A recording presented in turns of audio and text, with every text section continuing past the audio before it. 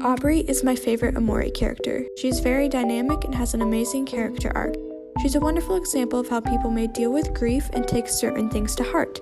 The way the player of OMORI's opinion changes on her throughout the game is hand in hand as her own feelings evolve over the memorable game. Hello, my name is Melly and I use he, him pronouns, and today I'm going to be telling you about my all-time favorite character, Aubrey. Before we get any further with the video, OMORI has many trigger warnings for heavy topics. These include depression, anxiety, suicide, and that means this game may not be suitable for all audiences. It also has a lot of bright, flashing imagery that may cause uncomfortableness. It is okay to click off the video if any of these things may impact you negatively. Taking care of yourself is very important. Now, if you haven't completed the game, I would definitely go watch a playthrough or buy the game yourself. Being able to play this game without spoilers makes this game so much better, so this video has many spoiler warnings. Born on May 23rd, Aubrey's home life was never the best. Her mother and father fought constantly and didn't give her much attention. This made Aubrey feel like an outcast and very much unloved. One day, while Mari, Hiro, Kel, and Sunny were out in the neighborhood, they ran into a young Aubrey crying over losing a shoe. Mari comforted Aubrey the most out of the four, and this caused Aubrey to latch onto Mari as not just a friend, but also as an older sister and mother figure. Aubrey finally found a group of people who cared for her and didn't see her as an outcast. After a while of the five being friends, Aubrey introduced Basil to the group. Just like with Aubrey, the group took in the shy, anxious Basil, and they became one big family of friends. During her youth, Aubrey was very cheerful and was always happy to play with her friends. Despite this, she became sad and worried quite easily, such as being the most anxious when Basil goes missing. She is often clumsy, resulting in being yelled at by Kel, who she always fights with. She's also shown to be very emotional at times when something bad happens, but she still tries to remain her happy-lucky-go attitude. These traits are shared with her Headspace counterpart, except for her slightly different personality with her puppy love persona towards OMORI.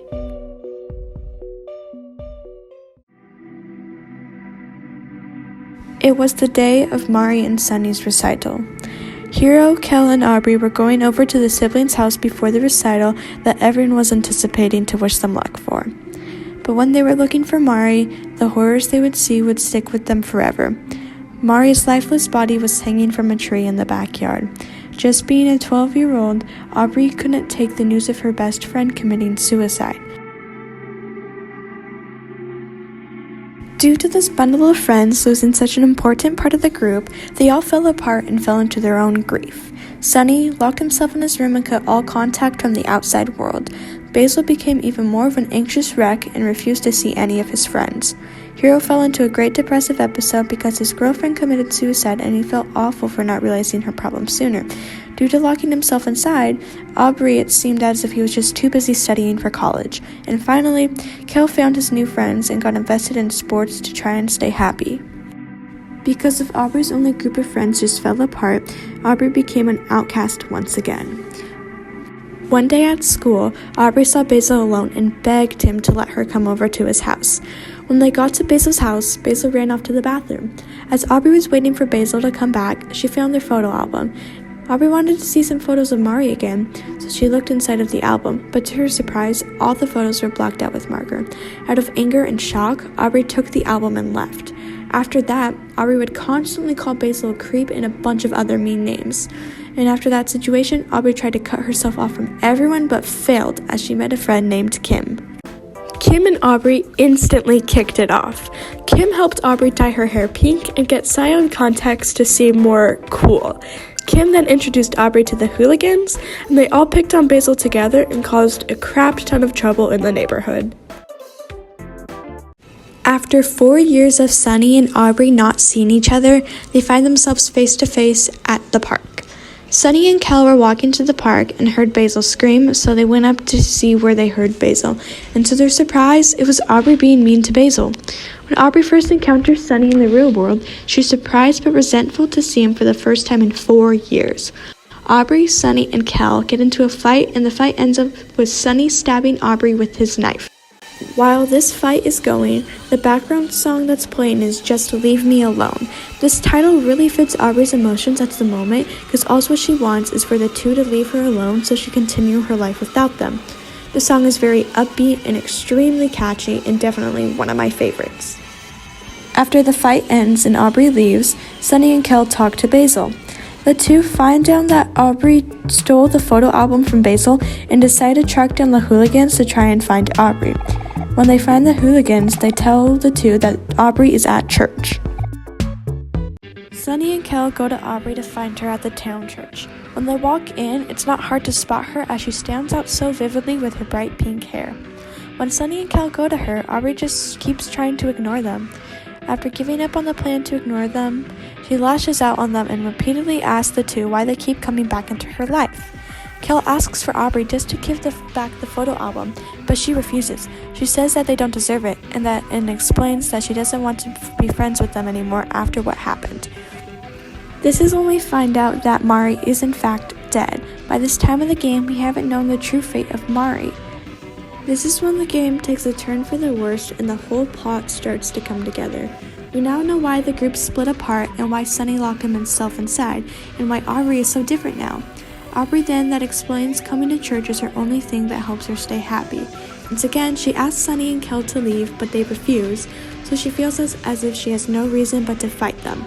In the middle of the church, they break out into a fight. While I watched the gameplay of this battle, I felt so bad for Aubrey. From what we just found out about her, I realized that I related to her so much. During this battle scene, the song It Means Everything plays. This song is probably one of the best written in the whole game. This song can absolutely break you if you don't know the true meaning behind it. The fact that Sunny and Kel came into Aubrey's only safe place really impacts her because now she feels like she has nowhere else to go. It's even more heartbreaking because while the fight is going on, the other people from the church say extremely negative things about Aubrey. These things include judging her appearance, the fact that she brought a bat into church, and they try to sympathize with her mother for having to put up with Aubrey all on her own after her father left. After the battle ends, Aubrey is completely hurt by all the rude things being said about her, and she runs away with tears in her eyes once again. Out of a mixture of anger and sadness, Aubrey ran home. When she got to her house, she threw out the photo album with all her childhood memories. Because Sunny and Kel wouldn't leave her alone and invaded her only safe place, she was trying to convince herself that she was officially done with them all. But by doing that, she had to throw away the album. When Aubrey threw away the album into the trash can in the front of her house, Sunny and Kel are spying on her and grab the photo album after she goes back inside. But to their surprise, there are no photos with Mari in them. This really shows that even though Aubrey acts really cold to her old friends and tries to distance herself from them, she still really cares about them and wants to have the memories of them with her. The next day, Aubrey and the hooligans are seen eating pizza at Gino's. Aubrey straight up ignores Sunny and Kel's presence silently while they walk in. She refuses to look at them and simply accepts that they are not there. She later heads over to the old hangout spot to find Basil there as well for unknown reasons.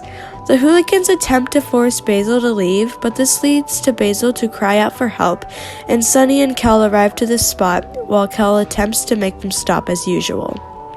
Aubrey then decides to fight the two, this time with the hooligans backing her up. A fight ensures, and it doesn't matter if the player wins or loses. Either way, Kel tells Aubrey that even though she spends more time with her new friends, she still comes over to the old hangout spot, meaning she still cares about her old friends. This causes Aubrey to back down in silence as she finally accepts her true feelings.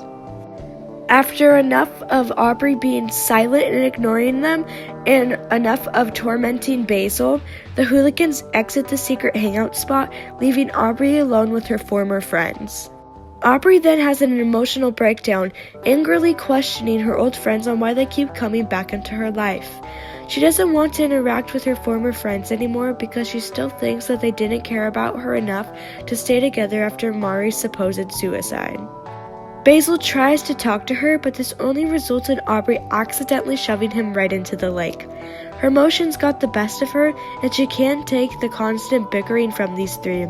It's also shown that she was angry about the photographs when she yelled at Basil, thinking he had covered them in black marker, ruining all their fun memories. Aubrey then immediately regrets her actions and panics as Kel yells at her for harming Basil. Knowing that Basil might drown, Kel tells Sunny to dive in to save him. However, Sunny isn't able to fully rescue Basil. Hero manages to arrive at the hangout spot in the nick of time, saving both Sunny and Basil. Once Sunny regains consciousness, the boys decide to take Basil back to his home for recovery. Aubrey demands where they're all going, to which Kel bluntly tells her she's already done enough harm. As the group leaves, Aubrey is left alone once again to drown in her own thoughts.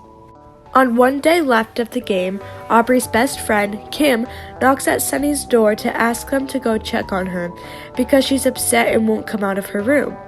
When you arrive to Aubrey's house, all of the hooligans are outside and are genuinely worried about her. They throw rocks at her window, hopefully trying to cause some attention to get her to come outside. The party then enters her unlocked door to discover trash scattered everywhere around her house and her mother unresponsive and fixated in front of the TV. Kel then realizes that they have never been inside Aubrey's house, and this is probably why. The house is covered with trash, and her mother is too drunk to realize what's going on. From what we can tell, one of the reasons why Aubrey became so defensive is because of her mother's alcohol addiction and abuse. While Sunny, Hero, and Kel try to find Aubrey's room, it's nowhere to be found. The last place they need to check is up a ladder, and sadly, it turns out Aubrey's room is actually just the attic of the house. As the three climb up the ladder to her room, Aubrey gets extremely angry at them for invading once again her private space. Aubrey then completely breaks down and starts crying and becomes unresponsive. Hero finally gets her to talk and to have a heart-to-heart with her and make up with everyone. This leads to her apologizing for being such a jerk. She realizes that the defensive persona she's been putting up in the act of trying to distance herself from everything was just doing more harm than good. After exploring her room a little, you find all the missing photos of Mari on her corkboard, and she says she took them because it's all she has left of her. She said that after everyone parted ways and didn't talk to each other, Aubrey felt as if she was an outcast once again because the one person who loved her left.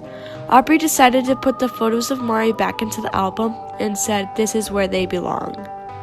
For the rest of the day, Aubrey is now a part of your party. The new group of 4 hang out and reminisce in some spots of the town, and they go to see their old treehouse. Aubrey leaves her pink pinwheel in the stump of the tree where Mari was found hanging. What made me start to cry was when Aubrey starts being open with everyone about her feelings. She apologizes for getting mad at them for not being there for her when she really wasn't there for them. She then finally tells the rest of the group why she is mad at Basil and explains how they went to study together at Basil's house one day and how she found all the photos blacked out. She says that her actions were very selfish and starts to sob. Hero then pulls everyone into a hug that they haven't had together for over 4 years. As it's Sunny's last full day in town, the 4 decide to go and find Basil and try to have one last full hangout. As they try to talk to Basil through the door because he won't open the door to his room to talk to anyone, Aubrey apologizes sincerely to him. She finally shows how sorry she is to Basil himself. Because Basil won't come out of his room, Sunny, Aubrey, Hero, and Kels decide to sleep over in the living room. However, when they wake up from their peaceful sleepover, it turns out that Sunny manages to stop Basil from committing suicide despite getting a severe eye injury in the process.